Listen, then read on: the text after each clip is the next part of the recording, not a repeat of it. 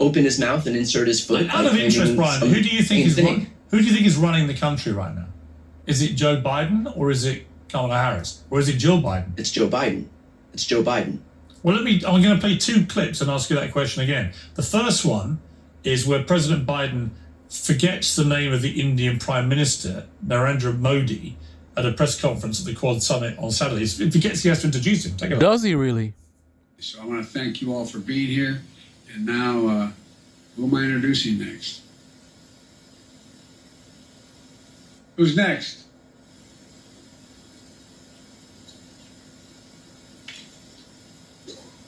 Distinguished guests, the Prime Minister of the Republic of India. I mean, completely excruciating, especially given that Modi was standing next to him and is one of the most famous and important and powerful world leaders imaginable.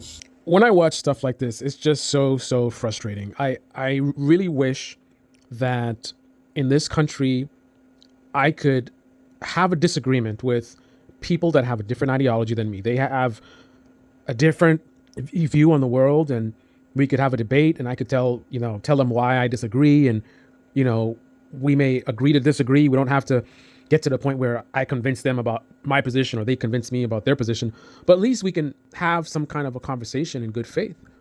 But I can't do that when, as far as in right-wing media, these people are just making stuff up. Did you listen to how Piers Morgan, even at the end, he says that the guy was standing right next to Joe Biden? Was he really?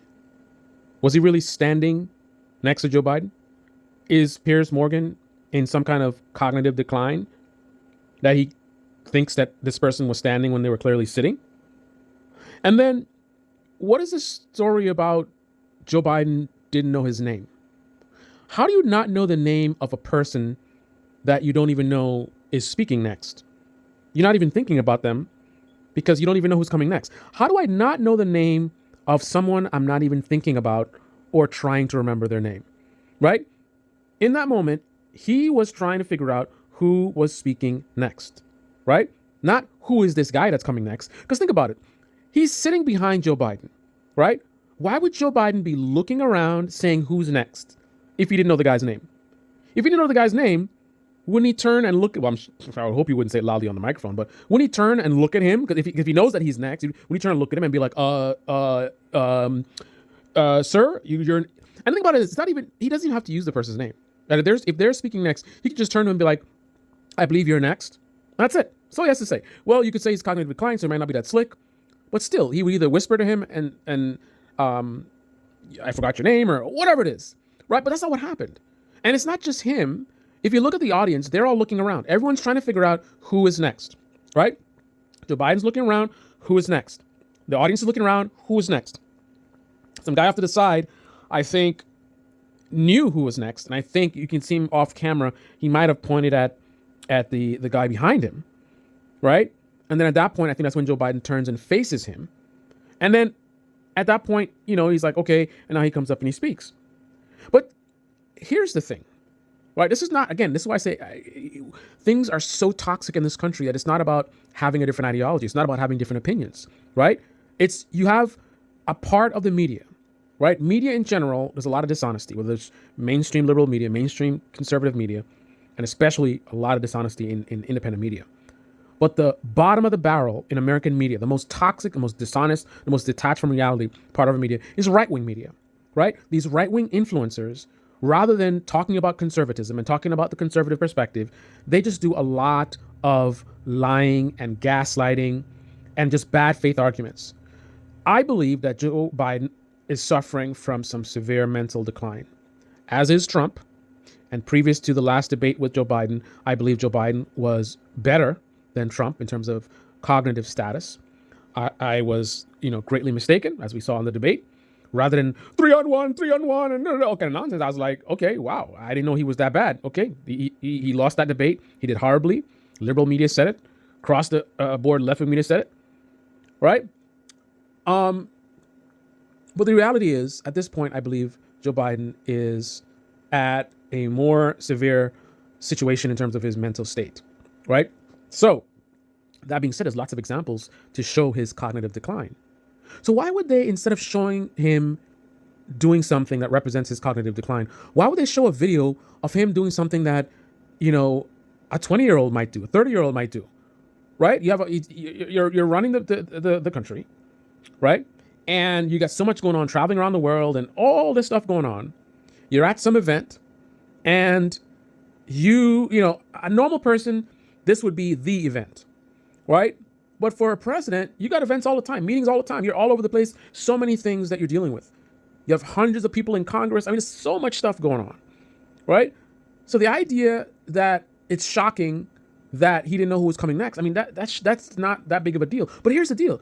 They didn't comment about that. They didn't say, look at him. He doesn't even remember who's next. They framed it as he forgot the guy's name and then showed him not forgetting the guy's name, but rather not knowing who's next. So again, number one, they didn't show a video of him with mental decline, which, you know, that shouldn't be hard to do. But for some reason, they show a video that doesn't show mental decline.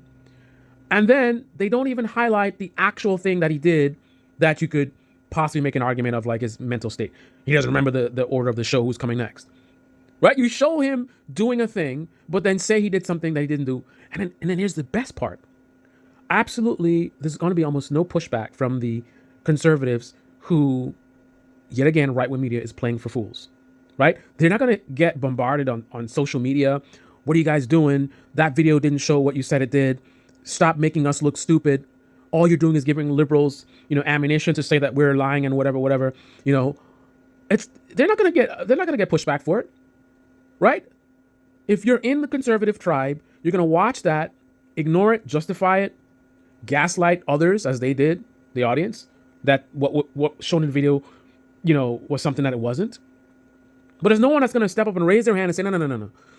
You who are a representative of my tribe, what you just did there is bad faith and dishonest. I expect that from the left and from the liberals, not from our side. We need to lead by example. We need to be better. We need to do better. This is not acceptable. I don't like it when liberal media does it. I don't want my right-wing influencers doing it either. Right? And this is how you get down. I will not support your stuff. I don't want to hear nothing about what you got to say. Steve Bannon, whatever show she's on. But that's not the case. You're allowed to lie as a conservative media person. You're allowed to lie and manipulate your conservative audience, make bad faith arguments, basically do whatever you want to do, as long as you're giving out that anti-liberal content, that our tribe is better than the other tribe content, then all is forgiven. Lie as much as you want, deceive as much as you want, insult the intelligence of conservatives as much as you want. It's all okay. Really, really frustrating. Really, really frustrating.